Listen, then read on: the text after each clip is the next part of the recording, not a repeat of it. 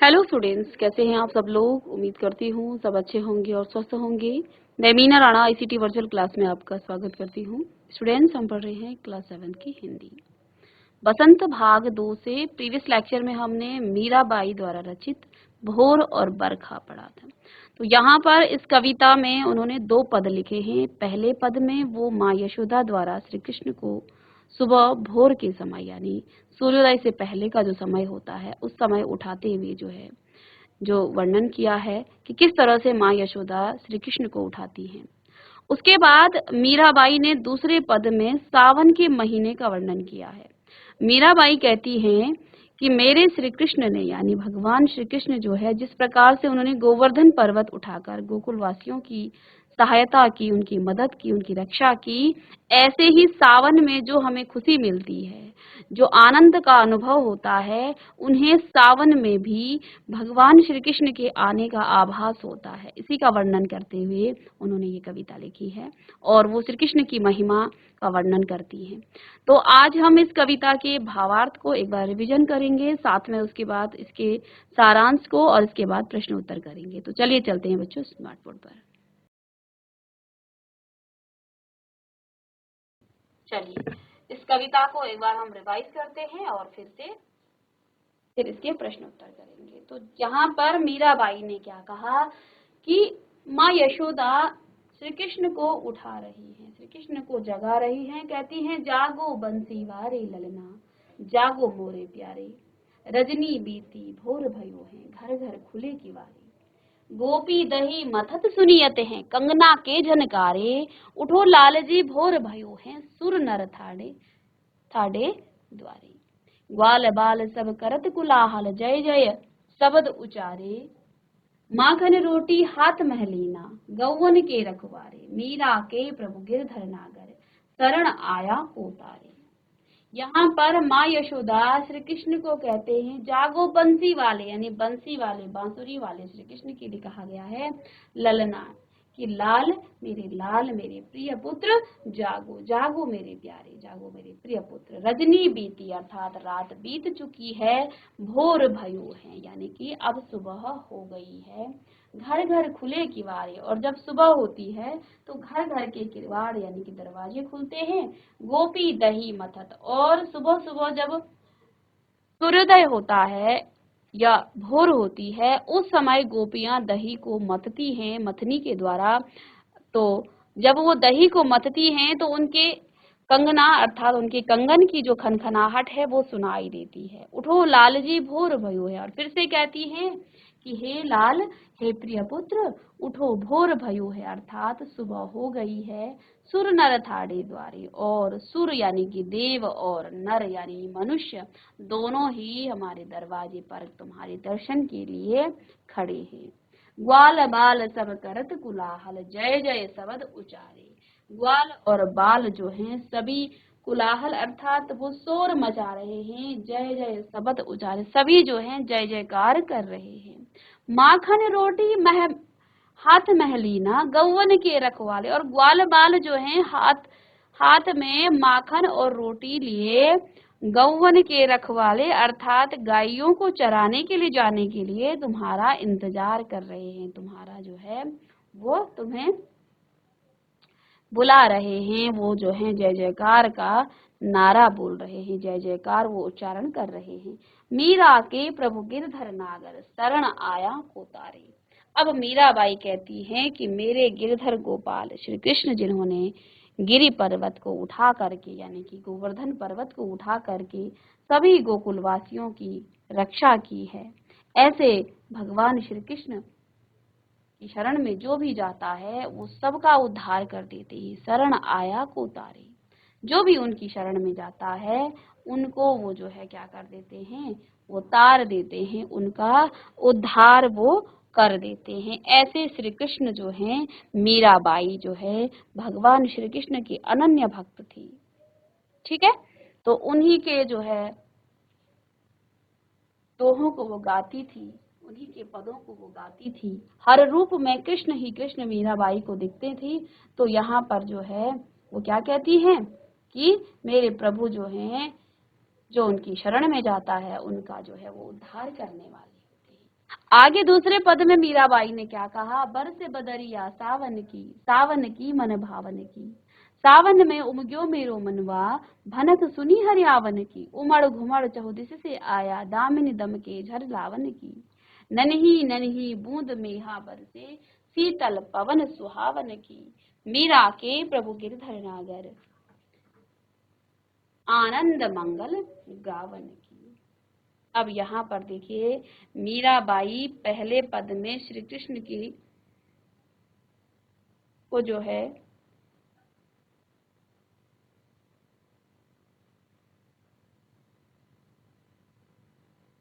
मीराबाई ने यहाँ पर श्री कृष्ण को जो है क्या कहा है कि ये सबका उद्धार करने वाले हैं। ठीक है,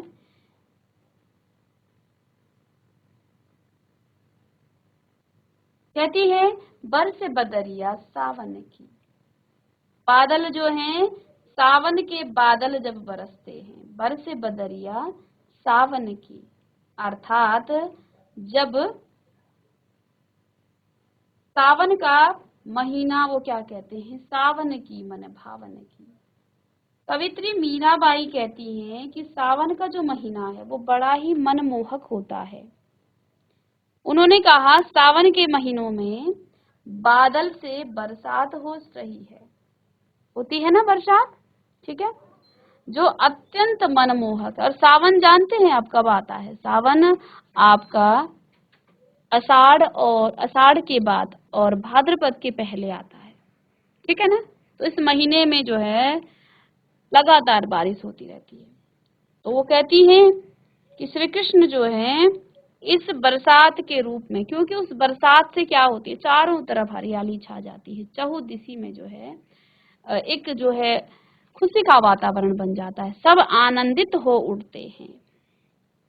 ठीक है, तो उन्होंने कहा है सावन के महीने में बादलों से बरसात हो रही है जो अत्यंत मनमोहक लग रही है। सावन की ये बरसात मन को अत्यधिक प्रिय लगने वाली है। क्या कहा उन्होंने, सावन की मन भावन की, कि सावन की जो ये बरसात है ये मन को अत्यधिक प्रिय लगने वाली है, अर्थात बरसात मन को शांति प्रदान कराने वाली है। ठीक है, आगे कहा सावन में उमग्यो मेरो मनवा, भनक सुनी हरि आवन की। कवित्री कहती है कि सावन के महीने में उनका मन जो है अत्यधिक उत्साहित होता है, क्योंकि भनक सुनी हरि आवन की, क्योंकि मीराबाई को सावन में हरि अर्थात श्री कृष्ण के आने की भनक उनको जो है सुनाई देती है कि मानो श्री कृष्ण आ गए हों। ठीक है, उनके प्रभु के आने का आभास उनको होता है। ठीक है, उमड़ घुमड़ कर बादल आसमान में चारों दिशाओं में आ जाते हैं। जब वर्षा होती है ना, उमड़ घुमड़ चहुदिश से आया, दामिनी दम के झर लावन की। जब वर्षा होती है, बरसात होती है, उससे पहले जो है चारों दिशाओं में आप देखते होंगे बादल ही बादल चारों दिशाओं में फैल जाते हैं और आसमान में बिजली भी तेज चमकती है। दामिनी दमके झर लावन की, और जब बिजली चमकती है जैसे वह बारिश की झड़ी लाने वाली हो। आसमान से बरसात की नन्ही नन्ही बूंदें गिरती है, नन्ही नन्ही बूंदन में हा बरसे, और आसमान से बारिश की नन्ही नन्ही बूंदें गिरती हैं और साथ ही क्या हो जाती हैं, ठंडी हवाएं चलने से मौसम और भी ज्यादा दिलकश हो जाता है। कवित्री मीराबाई कहती हैं कि उनके प्रभु ने जिस तरह सभी नगरवासियों की रक्षा के लिए पर्वत को धारण किया था, आनंद मंगल गावन की, ऐसे ही इस सावन के महीने में जो आनंद, जो अलौकिक सुख का अनुभव उनको होता है, ऐसा लगता है मानो वो सबका कल्याण करने के लिए सावन के रूप में हरि जो है स्वयं आते हैं। ठीक है, तो ये पहला आप इसके शब्दार्थ लिख सकते हैं, बरसे बरसना, बदरिया बादल का टुकड़ा या घटा। सावन कहा जाता है वर्ष का एक महीना जो आषाढ़ के बाद और भाद्रपद के पहले आता है, इसे श्रावण मास कहते हैं। मन भावन, मन को भाने वाला, मन को प्रिय या भला लगने वाला, प्रियदर्शी, आत्मीय, उमग्यो यानी उत्साहित होना। कहती है मेरा मन जो है सावन में उत्साहित होता है। मेरो मेरा मनवा यानी कि मन। भनक यानी कि मंद और अस्पष्ट ध्वनि, जिसको हम आभास भी कहते हैं। हरि अर्थात विष्णु, कृष्ण और ईश्वर भगवान के लिए हरि कहा गया है। भगवान विष्णु के लिए हरि कहते हैं। ठीक है। आवन आना, उमड़ घुमड़ यानी गरजना और जल्दबाजी। चहुदिश यानी कि चारों दिशाओं। दामिन अर्थात बिजली या विजेता। दमके अर्थात चमकना। शीतल यानी ठंडी। पवन अर्थात हवा। सुहावन यानी दिलकश। उत्तम, सुंदर, हसीन, खूबसूरत, आनंद, सुख, हर्ष, प्रसन्नता, अलौकिक सुख का अनुभव। मंगल अर्थात कल्याण या भलाई। ठीक है। अब यहाँ दूसरे पद में कवित्री मीराबाई ने सावन मास की महिमा का वर्णन किया है और वो क्या कहती है कि सावन के महीने में बादलों से बरसात हो रही है जो अत्यंत मनमोहक लग रही है। सावन की यह बरसात मन को अत्यधिक प्रिय लगने वाली होती है। अर्थात बरसात मन को शांति प्रदान करने वाला होता है।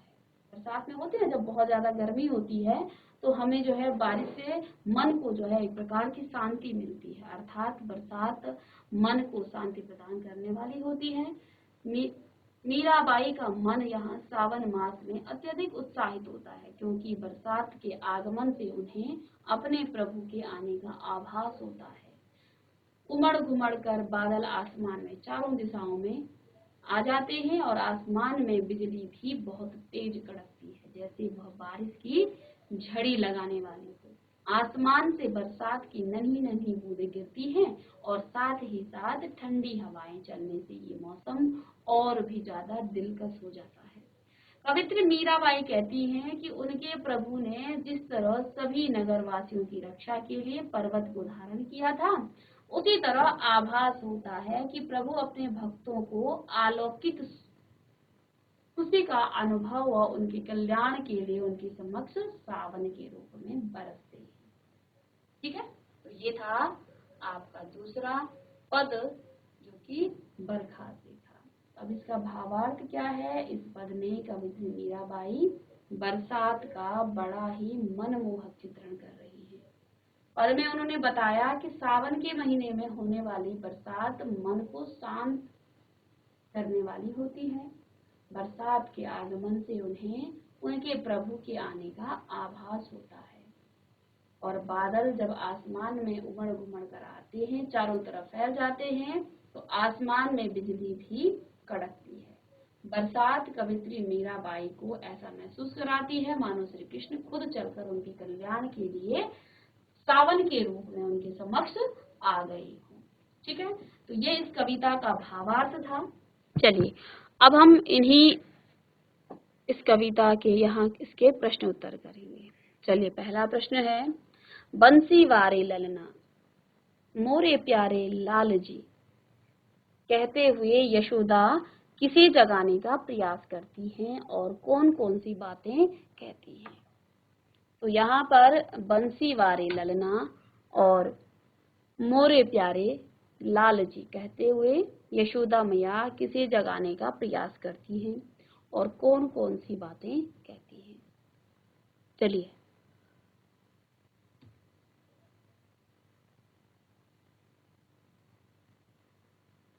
प्रश्न लिखेंगे।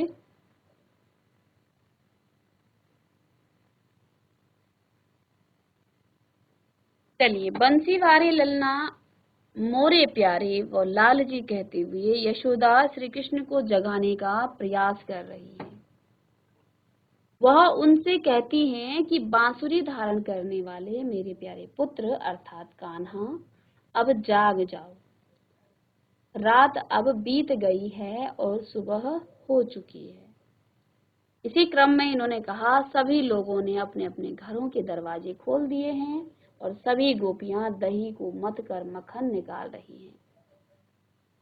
दही मथते हुए उनके कंगनों में खनखनाहट हो रही है। यशोदा माता बड़े प्यार से कान्हा जी को उठाते हुए कहती हैं कि मेरे दुलारे अब उठ जाओ। क्योंकि सुबह हो गई है और हमारे दरवाजे पर देवता और मनुष्य सभी तुम्हारे दर्शन के लिए इंतजार कर रहे हैं। ये जो प्रश्न है, ये पूरा जो पहला पद है उसी की ये व्याख्या करता है। आगे माँ यशोदा ने कहा कि तुम्हारे सभी ग्वाल मित्र, ग्वाल यानी कि जो गायों को चराने जाते हैं, तुम्हारे सभी ग्वाल मित्र तुम्हारे साथ खेलने के लिए शोर मचा रहे हैं और सभी तुम्हारी जय जयकार भी कर रहे हैं।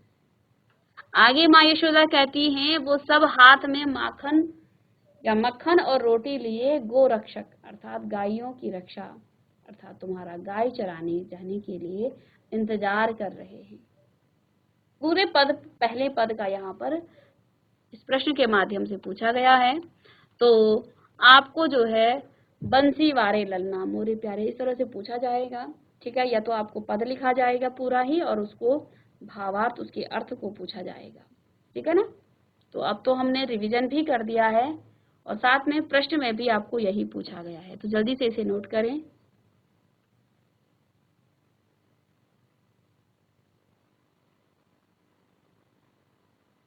चलिए, तो ये पद हम पढ़ भी चुके हैं, इसलिए इस प्रश्न को आप नोट कर लीजिएगा।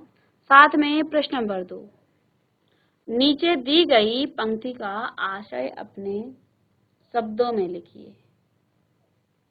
माखन रोटी हाथ महलीनी गौवन के रखवाले।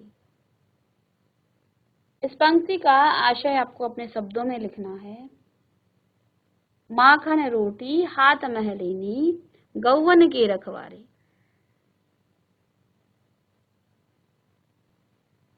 तो यहाँ माँ यशोदा श्री कृष्ण से क्या कहती हैं कि तुम्हारे जो सभी ग्वाल मित्र हैं, जो जिनके साथ तुम गायों के साथ गायों को चराने जाते हो, वो सभी जो हैं तुम्हारे साथ खेलने के लिए शोर मचा रहे हैं और साथ में तुम्हारी जय जयकार भी वो कर रहे हैं। वो सब हाथ में मक्खन और रोटी लिए गौ रक्षक अर्थात तुम्हारी गाय चराने के लिए इंतजार कर रहे हैं। श्री कृष्ण उठो और जाओ। यहाँ माँ यशोदा ने कहा कि श्री कृष्ण तुम्हारे सारे मित्र जो हैं तुम्हारा इंतजार कर रहे हैं। वो माखन और रोटी लेकर के तुम्हारा इंतजार कर रहे हैं, तुम्हारी जय जयकार कर रहे हैं, तुम्हारा खेलने के लिए जो है वो शोर मचा रहे हैं, तुम्हारे साथ खेलने के लिए। इसलिए तुम जागो, उठो और जाओ।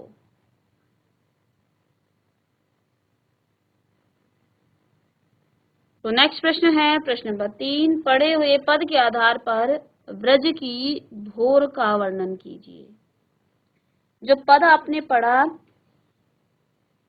तो इस पद के आधार पर आपको ये बताना है कि ब्रज के जहाँ श्री कृष्ण का बचपन बीता, उस ब्रजवासियों की भोर कैसी थी, वहाँ क्या क्या लोग जो है काम करते हैं सुबह उठते ही। साथ में इसमें और एक आप प्रश्न कि आपकी भोर कैसे गुजरती है, या तो आप सोए रहते हो या उठकर आप पढ़ते लिखते हो, अपना जो है डेली रूटीन का जो काम होता है फ्रेश होना, या फिर आप सूर्योदय के बाद उठते हो। ये सभी आपको बताना है। आप सोचिएगा और अपनी भोर के बारे में भी आप बताइएगा, ठीक है। तो जो पद आपने पढ़ा उस आधार पर आप ब्रजवासियों के भोर का वर्णन करना है आपको कि ब्रजवासी की जो भोर है वो कैसी थी। तो ब्रज में भोर होते ही सभी लोगों ने अपने अपने घरों के दरवाजे खोल दिए थे, जैसा कि माँ यशोदा ने कहा कि भाई श्री कृष्ण अब उठ जाओ, हे प्यारे पुत्र अब उठ जाओ। सभी ने अपने घर के किवाड़ खोल दिए हैं। गोपियां सुबह सुबह दही को मथ कर मक्खन निकाल रही थी और दही मथते हुए उनके कंगनों में खनखनाहट हो रही थी। घर घर में मंगलाचार होता है। ग्वाल बाल गौओं को चराने के लिए वन में जाने की तैयारी करते हैं। तो इस पद से तो हमें इतना ही पता चलता है कि ब्रजवासियों की जो भोर है वो ऐसे ही गुजरती है। सुबह सुबह घर घर में गोपियां माखन को जो है मथने लग जाती हैं और ये जो है हर घर से जो है कंगनों की खनखनाहट सुनाई देती है। घर घर में मंगलाचार होता है और जो बाल ग्वाल बाल हैं वो गौओं को चराने के लिए वन में जाने की तैयारी करते हैं। ठीक है ना, चलिएगा इसे लिखें।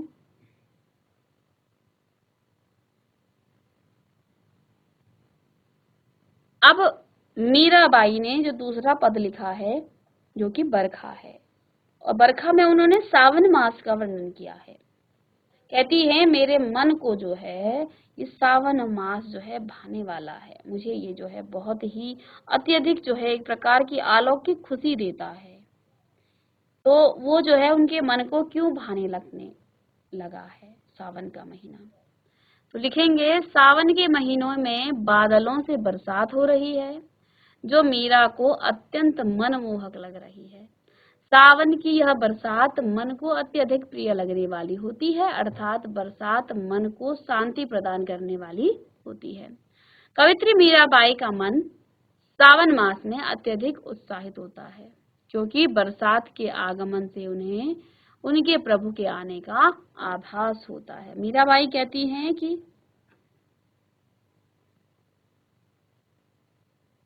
सावन मास में उन्हें श्री कृष्ण के आने का आभास होता है, इसलिए उनको सावन मास का जो महीना है वो बहुत अच्छा लगता है। एक अलग खुशी जो है कृष्ण के आने की खुशी उनके मन में जो है उठती है। और एक अंतिम प्रश्न यहाँ पर पाठ के आधार पर सावन की विशेषता आप लिखिएगा।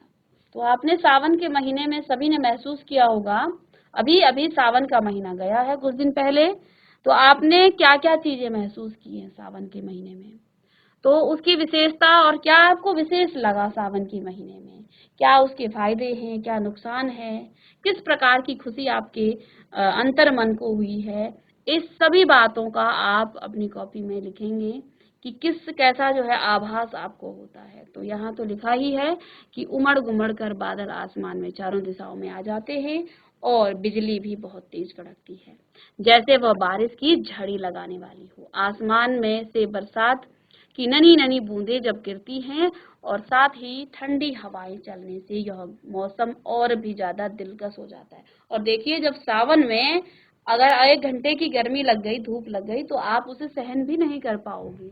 उस गर्मी के बाद जो वो जो बारिश की बूंदें आती हैं वो सच में जो है मन को भाने वाली होती है। इसी आधार पर इस प्रश्न का उत्तर आप ये मत लिखिएगा, आप अपने आधार से अपने जो आपने महसूस किया है उसको आप लिखेंगे कि सावन में आपने क्या क्या महसूस किया है। तो स्टूडेंट्स आज की क्लास में हमने भोर और बरखा के प्रश्नोत्तर किए, साथ में हमने इस कविता को दोबारा से रिवाइज किया और मैं उम्मीद करती हूँ सभी बच्चों को समझ में आया होगा। और इसी आधार पर यहाँ 2 प्रश्न आप करेंगे कि आपकी भोर यानी आप जब सुबह सुबह उठते हैं तो आपकी सुबह आप क्या क्या करते हैं, क्या आपकी दिनचर्या होती है। आप सुबह उठते हैं जब भोर सूर्योदय से पहले, तो उस समय आप क्या क्या क्रियाकलाप करते हैं। साथ में सावन महीने में आपने क्या महसूस किया, किस प्रकार का एहसास आपको हुआ, ये सब आप लिखेंगे।